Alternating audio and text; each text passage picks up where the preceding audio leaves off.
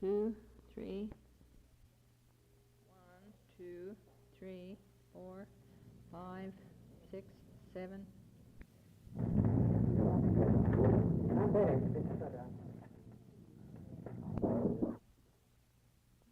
2, 3, 4, 5, 6, 7.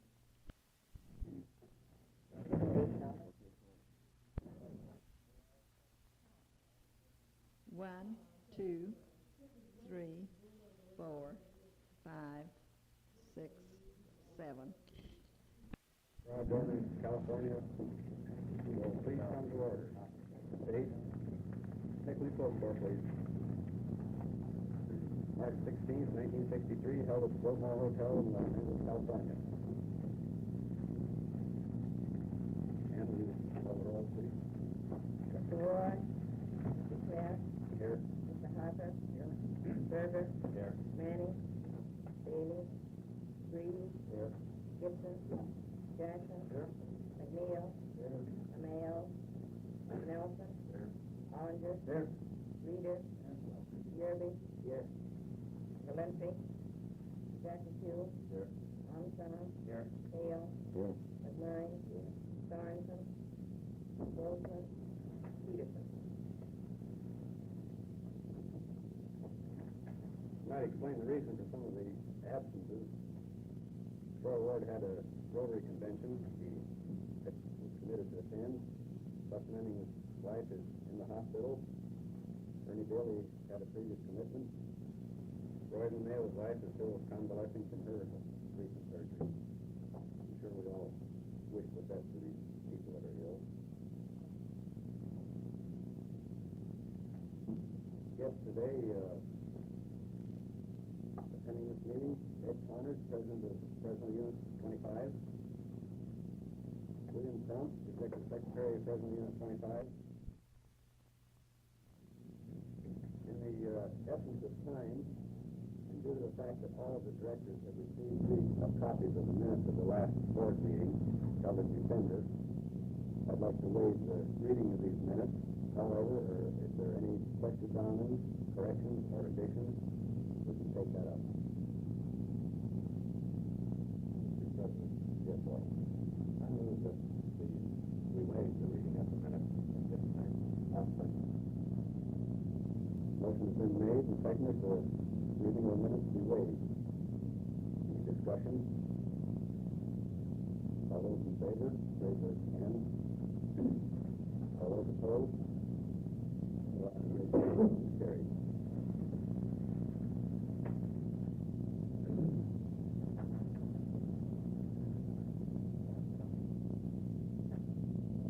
In view of the fact that we have a full agenda today, and since we have a few controversial items on the agenda, I'd like all remarks or statements, speaking, be done as briefly and concise as possible. As usual, the proceedings are being taped, so each of you that wants to speak, please be recognized first.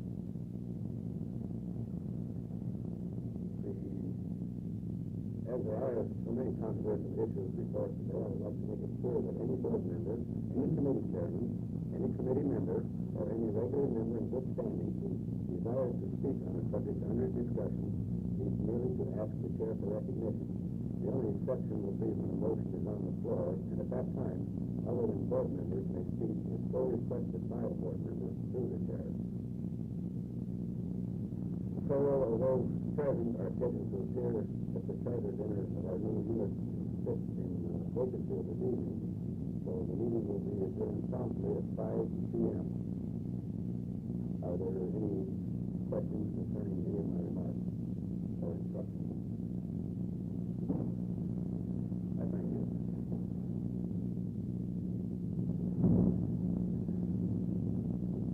I'd like to announce the arrival of our attorney, Steve Lindsay.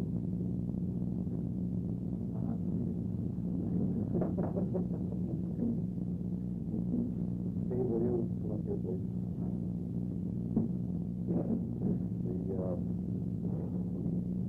The first item of interest on the agenda would be number 6, correspondence.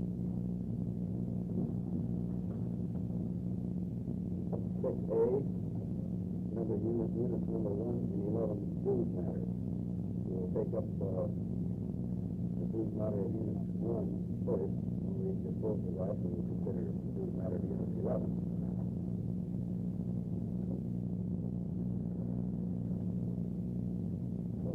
Our secretary is good enough to read the letter that will not be proposed to unit 1. This letter was mailed the 15th of February, 1963, down to Mr. Owen Hunt, President of St. Louis Metropolitan Unit 1, 45. Down to Mr. Owen Hunt, President of St. Louis Metropolitan Unit 1, 4522 West Washington Boulevard, Los Angeles, California. Dear Mr. Hunt, you of the fact that your unit has not been able to do for the first quarter covering the period December 1, 1962 to March 1, 1963, and we have kept no reply to our third notice to your Secretary's pleasure. The Executive Committee requests that you appear at our March 16, 1963 State Board meeting so charged by your unit voters to directly vote for non-payment of state dues.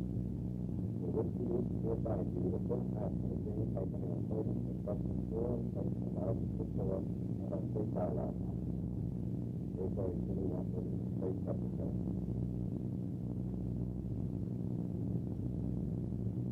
Mr. Hunt, is this not present?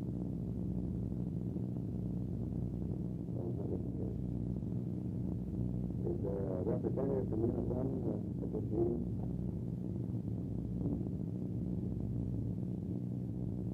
Well, could you offer the representative from your unit on this matter?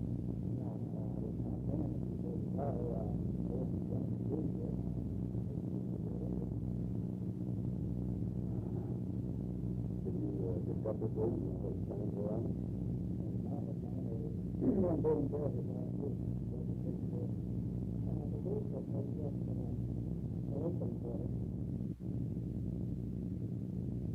I think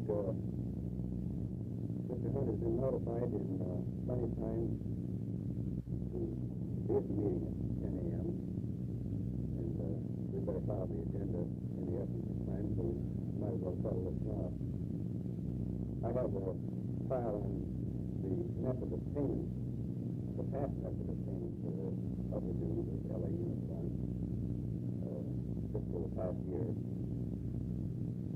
The unit was billed on August 17th for the dues that we did a file due on September 1st, consisting of the 3 months, September, October, November.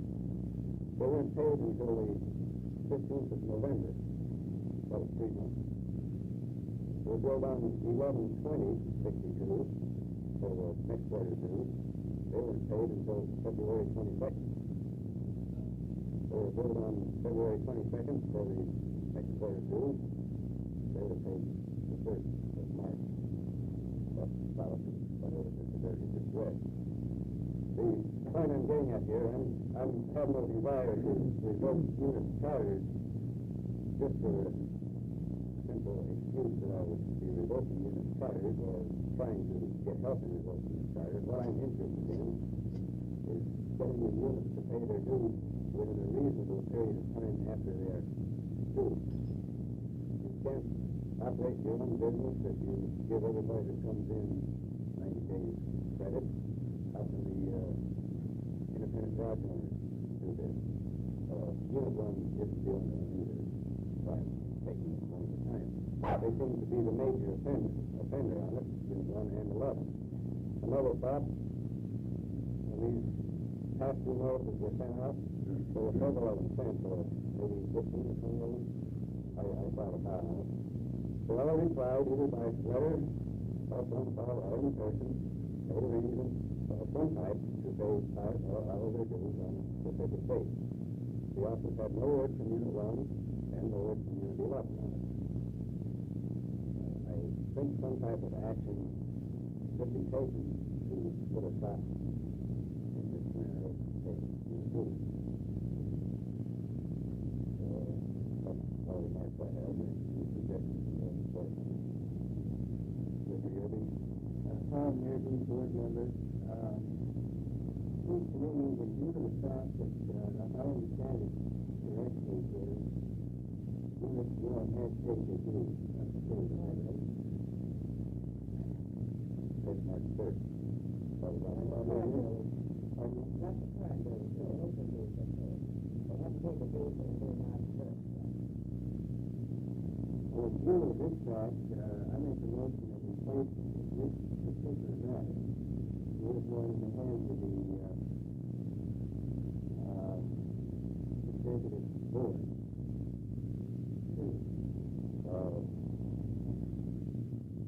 Tom, it's been in the hands of the executive board for quite some months.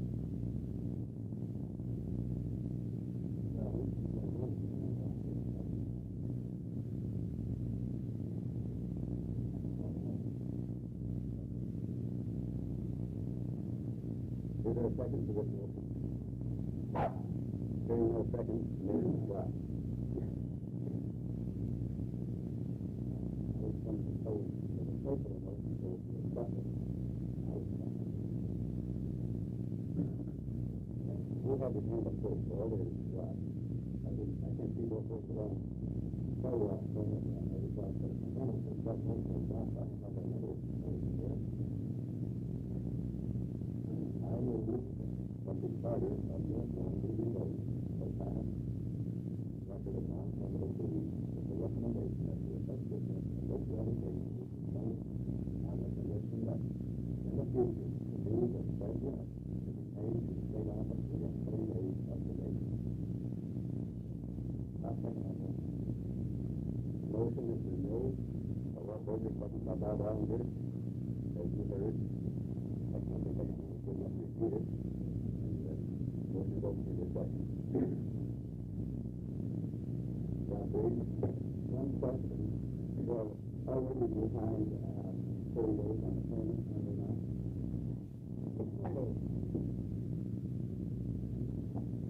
I want to clarification what the status of these are.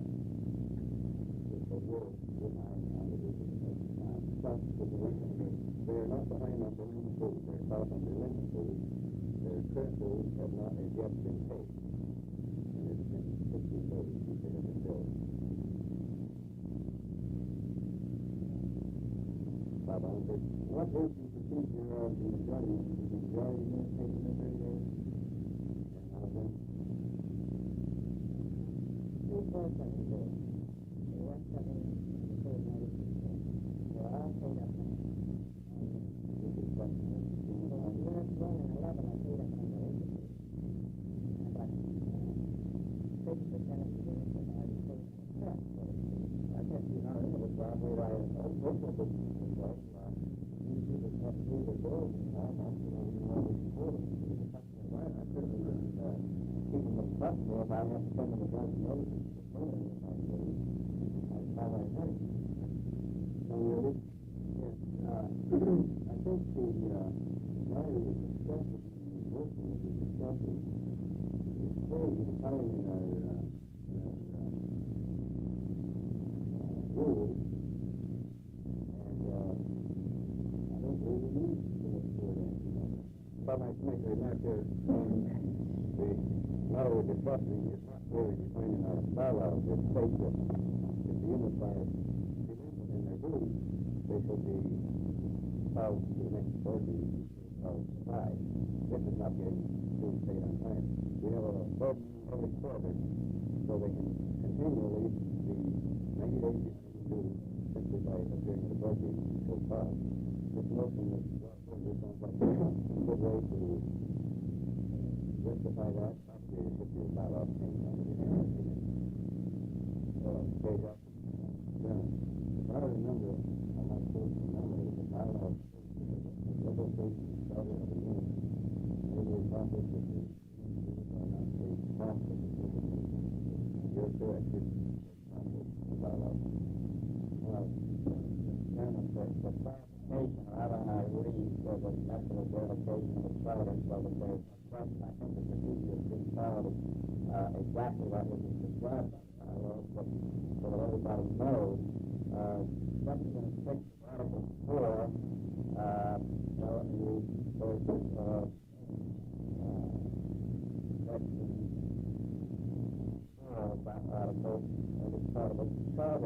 membership of any unit of the corporation may be revoked for one of the following reasons.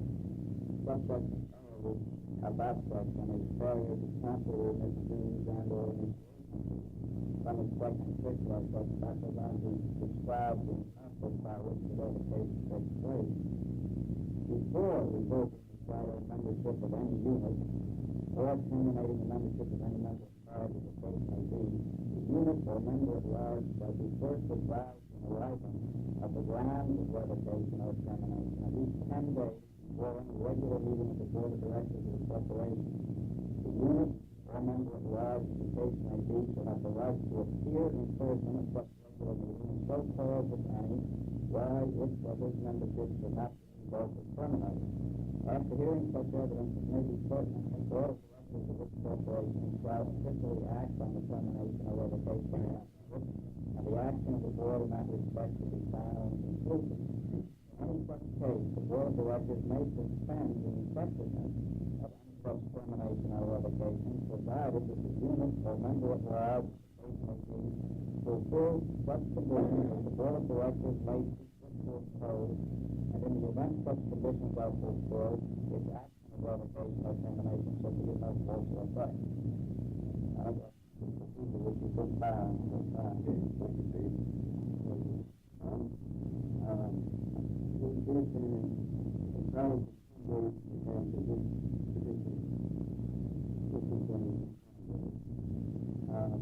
think what we're doing here, in other words, doing the fact that they get the notified and then to and so on, they can't pay the delinquent dues. They're right now, no more delinquent than the other unit, like 50%, not pay the current dues. And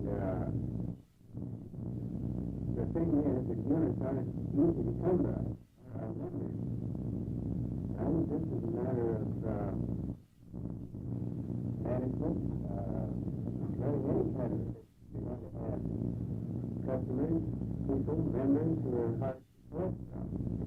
This happens to be one of those. But they're important to organization and all. And I think we should be exceedingly thoughtful and careful about taking disciplinary action at this time. On the grounds to do so. Simply, history to me is not grounds enough. Right now, they're not in violation of any particular part of our bylaws. I think very much against this particular motion. Okay, Jackson? Mr. Chairman, as I understand the wording of this motion, correct me if I'm wrong, stipulate future. Anyone shall pay their dues within 6 days of being billed, or this revocation will become effective. Correct. As I say, if this is true, and it will have to be in the form of motion because the bylaws stipulate that these not the current dues be paid, but in the without such conditions are full. Action of revocation or termination shall be of no effect. If it's run just by bylaws, and they pay the current dues within 30 days, this would not be in effect. There has to be a motion to this is or this one business at unit. And I understand it.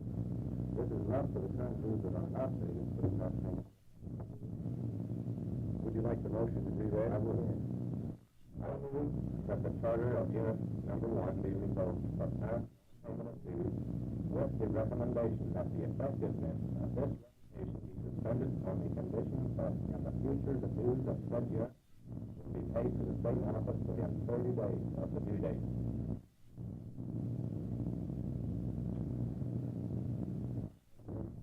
I think this is out of order. There is no non-payment of dues here. You more than 50%. If I may interrupt, this is not out of order. They were notified by mail within the specified time limit to appear before the board to show cause why their charter should not be revoked. The letter has gone out. We have followed that as per bylaws. Therefore, I believe it is not out of order. I think I can answer. I was following him. Is the fact that they're not at the moment in arrears. And the section of it, you listen to it carefully, says that the charter may be revoked for their failure to promptly remit. And since they haven't in the past promptly remitted, I think the motion is in order. And I say that I agree with you again. We're not talking about facts, and we're talking about... That's correct. And I think that the bylaws are clear on that particular premise. I understand that. The charter may be revoked for a failure to promptly remit dues and or initiation. I think that was your question. I was about it.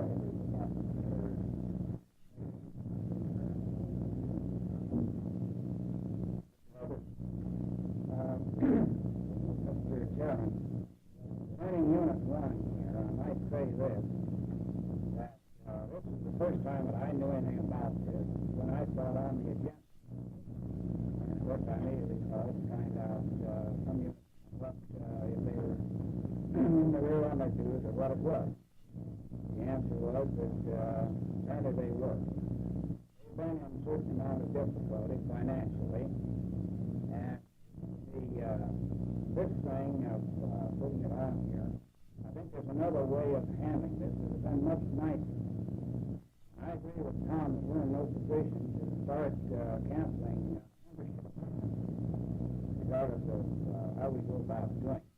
We're out here trying to get members, and in canceling out the unit, I think is a real black eye to the organization. Now, being the director is assigned, and I feel that this should have come to me at least. Possibly this came up at a meeting that I was not present, and therefore I was not informed of. But I do believe that this is a matter that should have been handed to the director, regardless of what unit it is, and that they proceed from there and see if it can't be straightened out. I was not aware that my own unit, Unit 1, was in arrears with they do. I know they've been having a battle financially. I was not aware of this. I'll have to interrupt you. You made two false statements already. You did not attend the executive committee meeting of February 12th, but you did receive the minutes of that meeting. Right. In a very few days, you made a phone call to the President Ward discussing this particular matter. A very few days. You received a copy of this letter February 15th. Ward and Harper received copies of the letter. February 15th. You made the statement that you wasn't aware of it, so you filed on today's agenda. Today's agenda was made out the first of the month.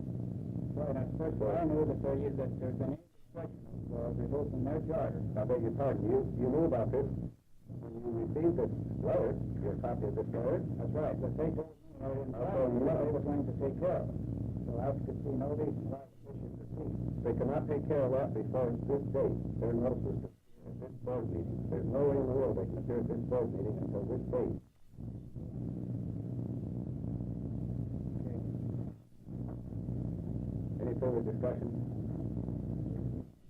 Mr. Jackson. What I would like to say that this motion is on the floor concerning unit number 1. Possibly directed unit number 1 to serve as a past and directed. I personally would not be opposed to this type of a change. I wouldn't begrudge it if it were a good. Thank you, Terry. Well, this particular motion isn't hurting unit 1 anyway. This says that if they do not pay their dues within 30 days, their charter would be revoked. Right now, they're paid up, and their charter would not be revoked until behind again, and this will keep them in line. This is not hurting them. It's just putting a precautionary measure in there to see if they pay their dues at all times. Like Terry said, this wouldn't hurt any of the units. Chairman, I would say if this condition exists in regard to my unit number 34 Sacramento, I'd consider it a threat. And I wouldn't like it a little bit. And I'm sure that no member would like it. And I'm sure that no member in Unit 1 would like it. I appreciate the fact that the management of our organization, namely the executive board, are trying to get some help. But I'm sure the proper procedure, which they've taken, they will get results, and they did get results, and I think the very evidence of this fact should be enough. We should not put this and incidentally, I think that since the representative now is here, I'd like to hear from him. In the event of time, I think this motion should be directed to all of them, not particularly as far as the delinquency matters. To be put in our bylaws. Okay, Jack. Due to the appearance of the representative of the board, I would like for this moment of discussion to be briefly explained to them and also the motion to be read. Okay, well, Owen Hunt, you've been called here today to show cause why your charter should not be revoked for non-payment of dues. We've discussed this, and I'd like to use the motion that has been made in regards to this. I move that the charter of Unit Number 1 be revoked for past non-payment of dues with the recommendation that the effectiveness of the revocation be suspended on the condition that, in the future, the dues of said unit will be paid to the state office within 30 days of the due date. The motion was made, and it was seconded, and is now under discussion. Do you have anything you'd like to say pertaining to this matter? Yes, I'd like to say maybe that's a good idea. This has been going on now for 2 or 3 years. One charter threatened by one thing or another. It seems that they're out after Unit 1 for some reason or other. Might have taken time. Why not?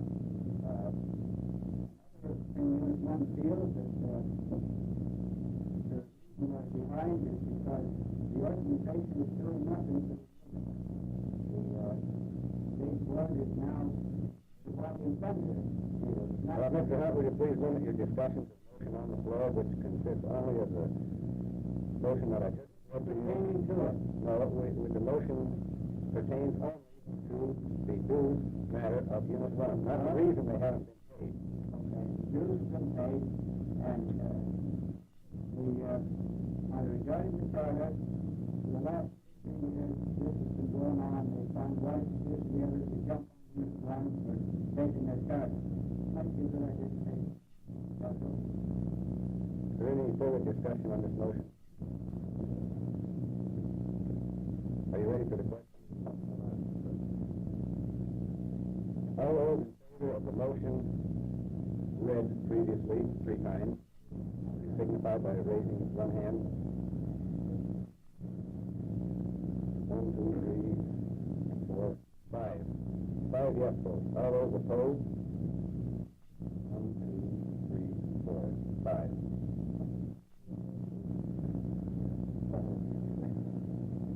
There are 2 directors that didn't vote.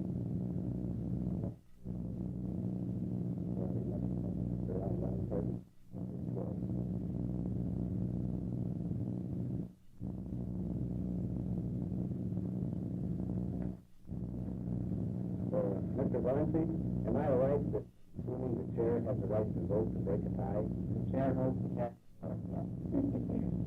I hereby vote in favor of the motion, not for the purpose of taking the charter, but for the purpose of collecting the dues.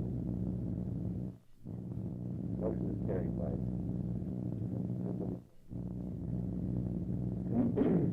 Next item on the agenda is on the same line as 6A, Unit 11. For our Bob, I would like to make a motion regarding Unit 11 that the same proposal be made.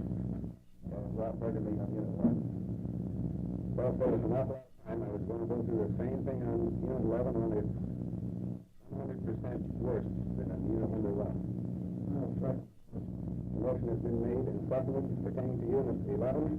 Same motion that was carried on Unit 1. Any discussion on this matter?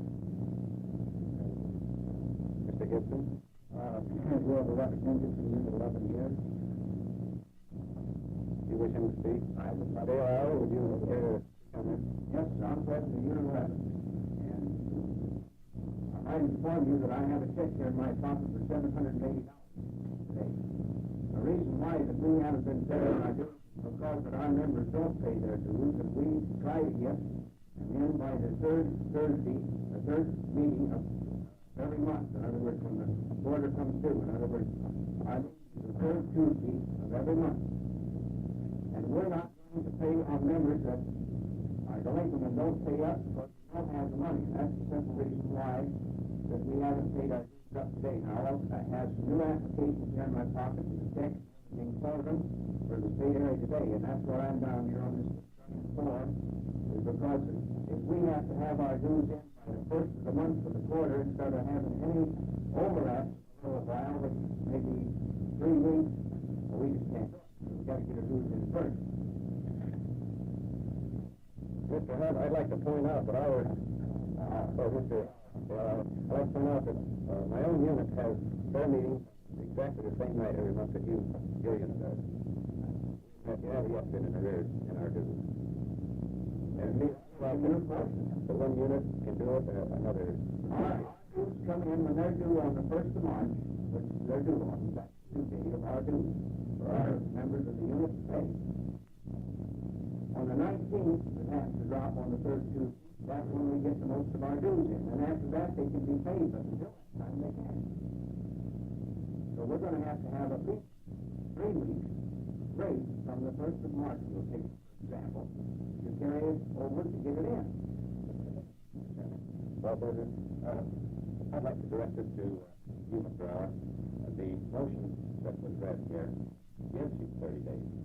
But the due date is from March 1st for this present quarter. I think the check you have in the public.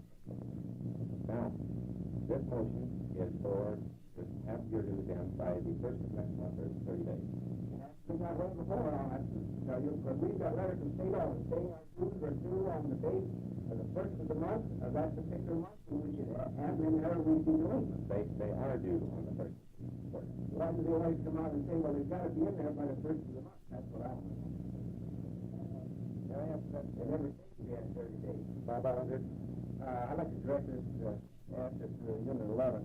All of our bills, even our business, sent to us, the bill is due by the 10th of the month. On this organization, they bill them due by the 1st. We have 30 days grace period, which is not worded on the statement. And this is true in any of our business. We all use the 30-day grace period when we pay our bills. And in our unit, we have the same policy. So the members don't pay right away. You have to go around and scout them up. And our unit is paid for, I think we sent our money in last week. But still, we have until April 1st to pay the bill. No one's done you until April 1st as far as the delinquent. I think the information that I've received that bill is due on the first day of March, and the money should be in the state up. It is. We have a 30-day grace period. I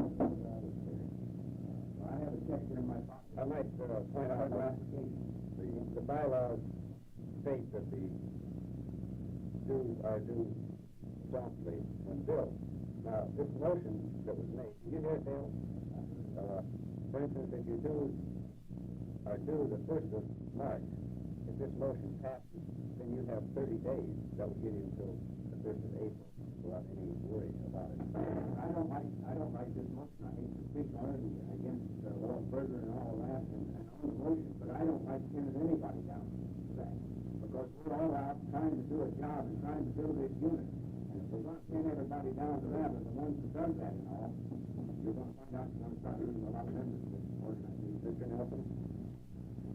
Direct this to Dale here. If we don't use the penny power, the state has to pay national per member that they have on their membership list. And if we carry an extra length of time on members, and then all of a sudden come up find that we have a large number of drops, we pay each month on those members. First, while we're waiting to find out which your members is, if we don't have some sort of way of combining it, then there's money spent that we have no way to spend. Well, some of them are out of it. Rob Reed. Mr. Chairman, I'd like to make an observation that I think that perhaps this motion is a good idea. However, I can't be in favor because I believe it is discriminatory. I believe if you were to make that particular motion applicable to every unit, I would be in favor of it. That would take the far long change. But to be discriminatory under the circumstances isn't the best thing for harmony in this organization. The chair will entertain a motion to an amendment to this motion to make it applicable to all units. I'll structure it. The chair is asking for a motion. I'll make that motion. I'll second that motion. Motion made and seconded. Any discussion on the amendment?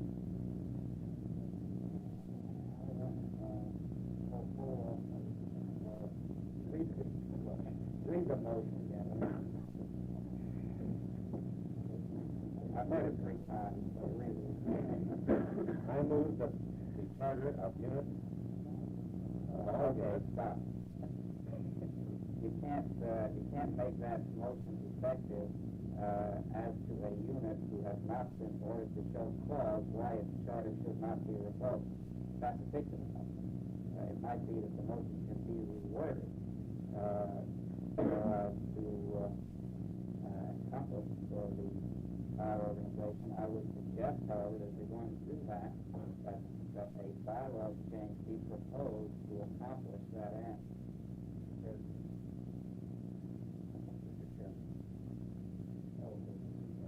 Tom Irby. I assume then that this amendment is out of order. That is out of order. All right, I'll make a motion that we direct our bylaws committee to have such a thing to. We have a motion on the floor already, Tom. Well, I don't see an amendment to the motion. This motion should be clear. This concerns one unit only.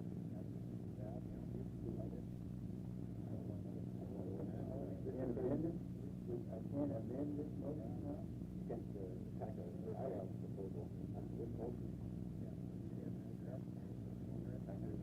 Any further discussion on the motion on the floor? Yes, I'd like to discuss the motion. Could you make it short? I'll make it short. I'm violently opposed to such procedures of the same nature that I stated before in the essence of time. I think it is very definitely discriminatory. I think this is a good way to cause this whole organization to fall apart. These people that are in trouble here are in trouble for a very good reason. They have troubles of their own, and it's financial. And I think it's discriminatory action and one that shouldn't be taken. I'm violently opposed to this particular motion. Tom, if you'd like to talk about this one motion all day, we could very likely do it. We have an awful lot of items on the agenda. I can spend 15 to 20 minutes going through the past payment dues record of units 1 and 11 if it was necessary. I don't think it's necessary. I think everyone here knows the condition it's been. They have very seldom ever paid their dues in less than 90 days. I can see 30, but the 90 is quite a few. And I think as long as this talk is going on so much, we'll have to limit the discussion to one time per member on any motions on the floor.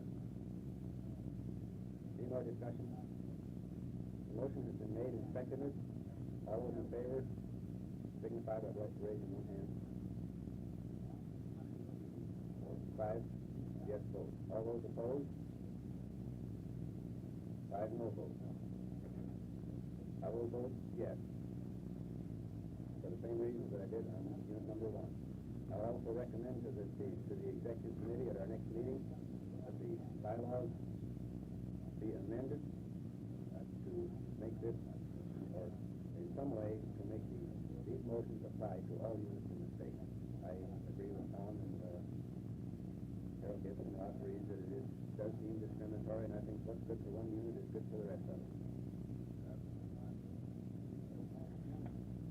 Chairman, Mr. Yerby?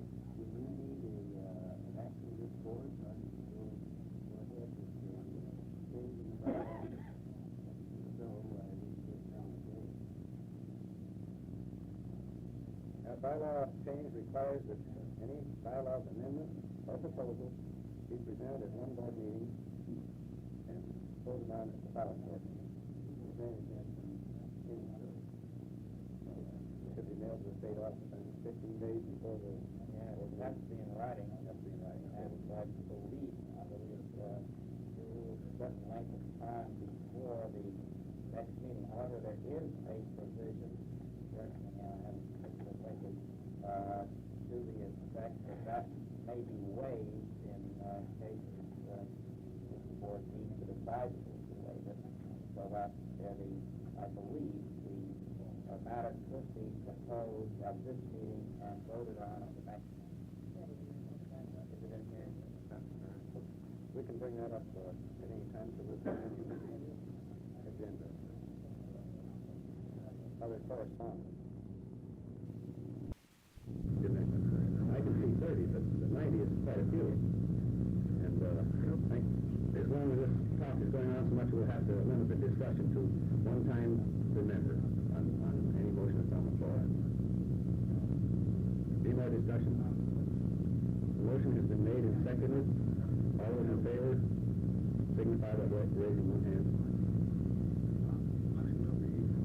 5 yes votes. All those opposed? 5 no votes. I will vote yes. For the same reasons that I did on unit number 1. I'll also recommend to the executive committee at our next meeting that the bylaws be amended to make this, or in some way to make these motions apply to all units in the state. I agree with Tom and Bill Gibson and agrees that it does seem discriminatory, and I think what's good for one unit is good for the rest of it. Chairman, Mr. Yerby, will you need an action of this board in order to go ahead with the change in the bylaws? So I will give them today. Now, bylaw change requires that any bylaws amendment or proposal be presented at one board meeting and voted on at the ballot board meeting. Is there any objection? Should be mailed to the state office, I think it's 15 days before the... Yeah, it has to be in writing. Has to be in writing. And I believe the rules a certain length of time before the next meeting. However, there is a provision, certainly I haven't looked at it lately, to the effect that may be waived in cases the board needs to decide to waive it, so that I believe the matter could be proposed at this meeting and voted on at the next one. Is it in here? We can bring that up at any time, so we'll put it in the agenda. Other correspondence. A card to President Troy Ward from Al Brown. Dear Troy, will you please express my heartfelt thanks to the board of directors. I came first with Eva, but I'm sure IGO was second. The flowers for her were beautiful. Al and Son. Mr. Gibson. I might state that Al had another bad attack home from backstage. He must go to the hospital. He's not good at all. I'm sorry.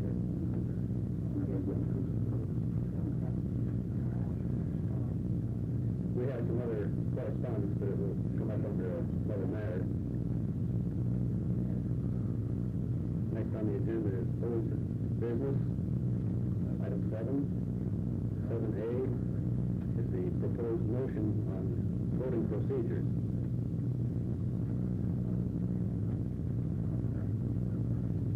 Well, will you take the chair while I present my proposal? I think you fellows have heard this at least 3 board meetings since the convention, but I will read it again.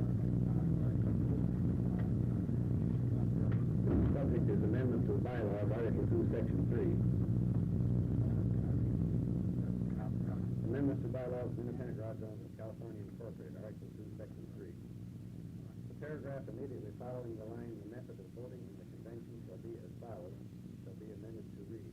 Each unit shall have a total number of votes computed by multiplying the number of directors to be elected to the state board times the number of regular members in the unit. The delegate to the convention shall be instructed by the unit as to the manner of casting said votes. However, nothing herein contained shall preclude a unit from giving complete discretion to its delegate in the casting of votes. The delegate shall split his unit's votes equally among the total number of candidates to be elected to fill the existing vacancies in the board of directors. All votes shall be cast in one round of voting and by secret ballot.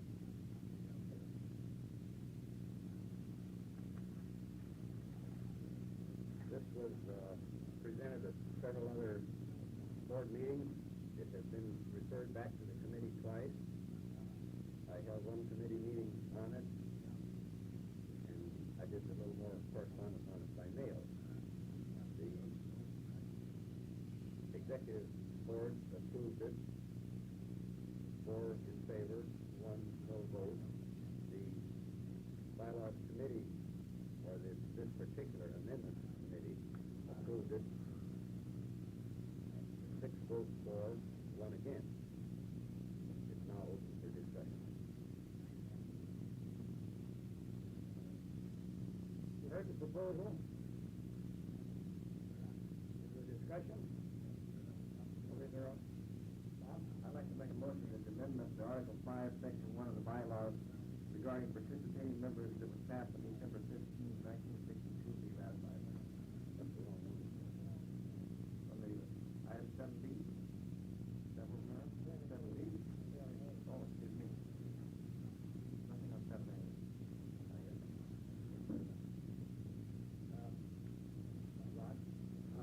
Mr. Chairman, I'm just a little dense on this voting procedure. Could it be demonstrated some way just how it works? Mr. Hughes, elaborate on that. All right. If you have 8 seats to fill, in other words, 8 members going off the board, you have to replace those 8 members. For instance, you have 12 candidates for those 8 empty seats. In the past, it's been a procedure to vote for your favorite, which is good, but without regard to the, for instance, other 7 vacancies to be filled. What I'm trying to accomplish is to force each unit in the state to vote for each vacant chair on the board of directors.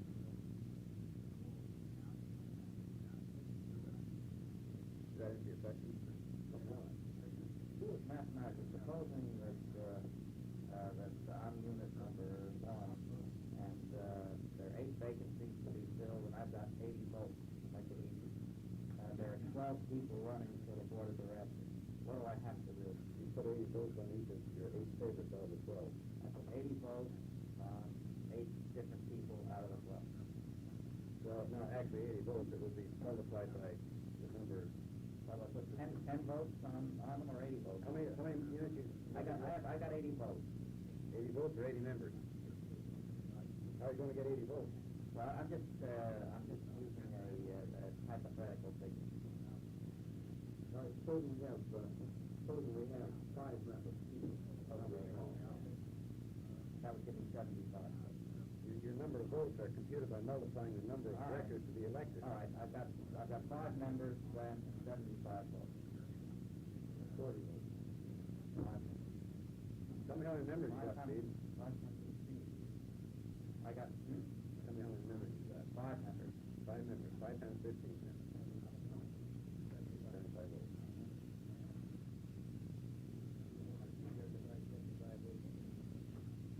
Now you multiply the number of directors to be elected to the empty seats. There's 8 empty seats. You have 15 members, is that what you said? 5 members? Well, I'll give you a total of 40. Divide that by 8 and give it back down to your 5. You put 5 votes on each of your 8 favorite candidates. Now, let's go back again. Let's get this clear. Each unit shall have the total number of votes computed by multiplying the number of directors on the state board. No. Final. Mine didn't. Your amendment changes that. Yes. of directors to be elected to the state board. All right. Now we've got 5 members, which gives me 40 votes. That's right. So what I've got to do then is to split that 40 times the number of people who are being elected. Right? Divided. Right. Yeah. Right. So I have to vote for 8 people, and I give 5 votes to each of the 8. That's right. You understand it now? That's clear to everyone? I think I should. Gary? Mr. Chairman, I am a member of this committee on the Biola change. I've talked to Lauren quite a bit about it. I, as much as anybody present on the board or present in the room for that matter, knows that the method of electing directors needs to change, and it has been for quite some time. I do think that this is a definite wrong step in the right direction. As an individual, I would be one opposed to this. Most of this motion I agree with. All of it I do not agree with. In principle. The only concern that I have now, I believe in this change enough that I would vote for it. I'm concerned that if this change goes into effect, since it is not ultimately what's needed, if this was likely to be, how should I say it, standing change that would possibly take 3 to 5 years to get to change it, that's what I'm concerned. I think that the change is definitely needed. I don't think that this is a complete change. It should be, although parts of it, like I say, I like. I like it to the extent that I would vote for the motion, but I do not agree with it entirely. Tom Yerby?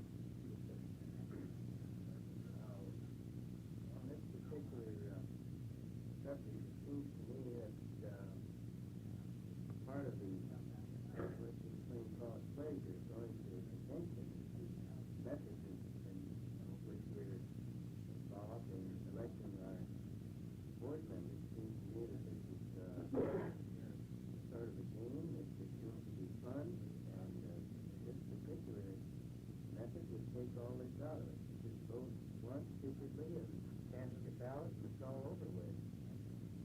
And otherwise, I've been to several conventions now, not too many, but I each time get a great thrill out of getting up on the floor and casting votes 10 at a time or 40 at a time or whatever we choose to decide to do. It may not be the most efficient way to elect members, but it gets the job done, and it is pleasurable, and I think that you take a lot of the incentive out of going into convention by going into this method. I feel that this is a step in the right direction, and the only way we're ever going to find out whether it's going to do any good is to get our feet wet. We can always alter it, revise it, or change it at any time after we find out how it's going to work out. The way I've seen the past convention work was the round of voting in the 3rd round is, of course, came down to the first 2 rounds there was very little voting, so there seems to be somewhat of a waste of time even in that particular phase. It's more of a political power machine there instead of the way a person really feels individually. I mean, then there's nothing that can come from it. I accuse somebody of knowing how they're voting. They vote the way they choose. They can tell you one thing and do another. Terry Jackson? Mr. Chairman, are we still in the essence of time restricted to one time comment on a question? I would like to say then that this type of this motion on the floor, contrary to Tom Yerby, would cause something that we've needed for quite some time. It would cause a little bit of previous thought and process, if you want to have it like that, long before the convention comes up. This we have needed, rather than last minute, if you want to call it that, or last minute decision, which sometimes you dump a bundle into a raffle and that's where it goes. That's happened many times. I think it's very well needed that we need somebody around the board who will get out and speak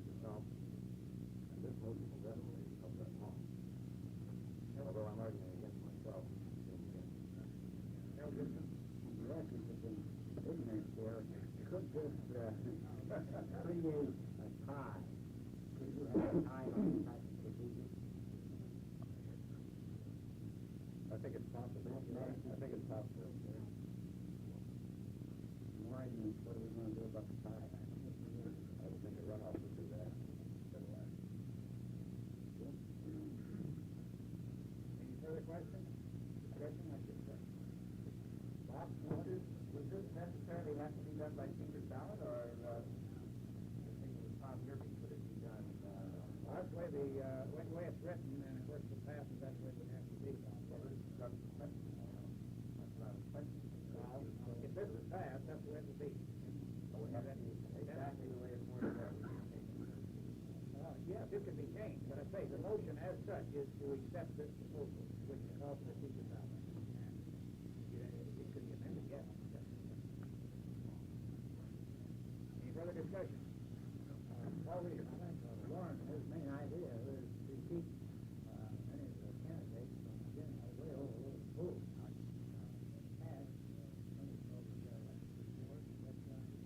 No, I don't care how many votes the candidate gets. I was really trying to get the people to vote for all of the vacancies rather than for one man. This wouldn't stop them from voting for their favorite candidate. No, that would. Large unit from putting in from swinging election. Yes, it would stop a large unit from swinging an election. Unless they got together long enough ahead of time to figure out what the 8 men they wanted to vote for, or the 7 men. I don't know. Are you ready for the question? All those in favor signify by raising your right hand. Six. Mr. Chairman, All those opposed, raise your right hand. Mr. Chairman, before you announce the vote, here's some votes by mail.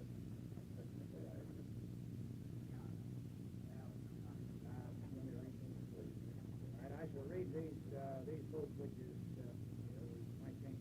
It appears that I will be unable to attend the state board meeting on March 16, 1963, and ask that you please accept my vote by mail in favor of Lawrence Smith's proposal, amended to the bylaws Article 2, Section 3, for his very truly as well as passed.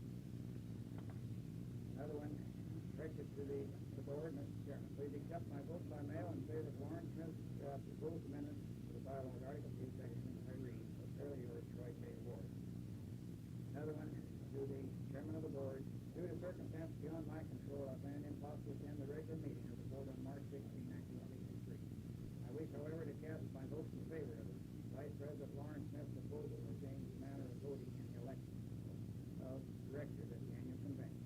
Yours very truly, Ernest J. Bailey. Here's a telegram directed to Lawrence Smith, board of directors of Long Beach. Due to circumstances beyond my control and unable to attend state board meeting on March 16th, please accept my vote by telegram. Written letter to follow in favor of bylaws of amendment on method of voting. Already told Roy Mail director. That's 4 additional votes, so it's overwhelmingly passed. Thank you, gentlemen, for your support. I think that's a step in the right direction, and as was pointed out, it can be amended. Terry Jackson was worried about whether it would be 3 to 5 years or something like that. I see no reason why it couldn't be amended as soon as it's approved and it doesn't work to everyone's satisfaction. That's the reason I have been fighting to get this in for a year.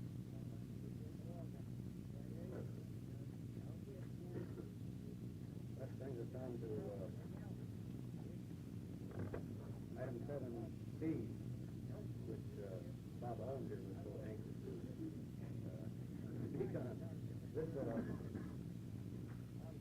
won't take any time. It's quite simple.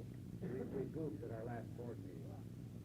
We voted on a proposal that should have been submitted ahead of time and voted on it the following board meeting. This is the following board meeting, so all that's necessary now is to ratify the bylaws amendment. Well, we do need that, please.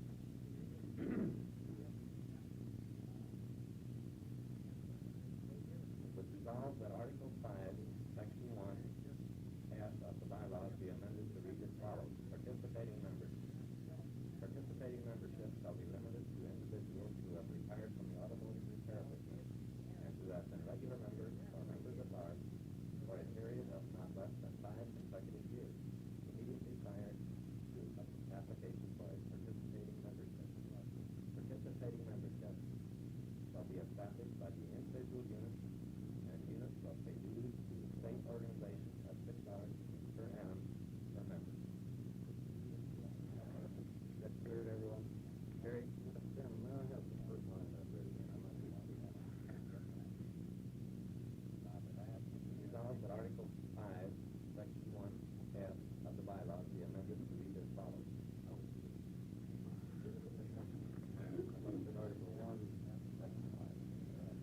motion? I'll make my motion.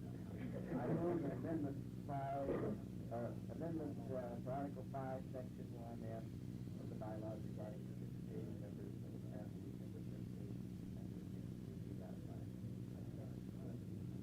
Motion has been made and seconded.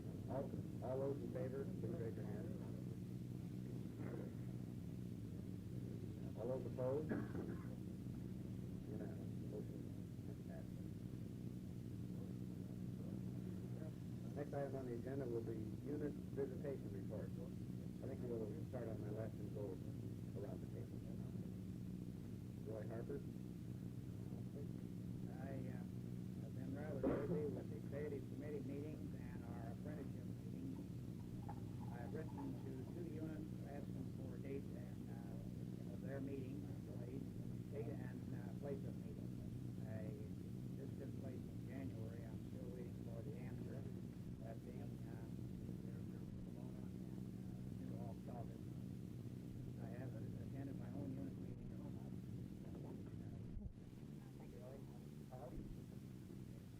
I started my own unit meeting. Apprenticeship round, so I wanted to attend my meeting in Burbank. Burbank, I'll make a real strong comeback. It's a long time that we go down on the coast. Rodriguez. Mr. Brown is very difficult contact. I made several attempts. Unit 48 that I have not seen. I had a contact. Hey, Jack. I have met him. Of course, quite often it's been kind of I'm obligated to that. But I have also met as director visitation for Unit 58 in Bakersfield. I've been up a couple times, and that's the best thing also as public relations. I might say that I made a recommendation to them at the last meeting that changed their date and time of meeting place to Cafe Junction. They must look at that. I've also met a couple times in the executive committee. And I'm saying Hours on the telephone.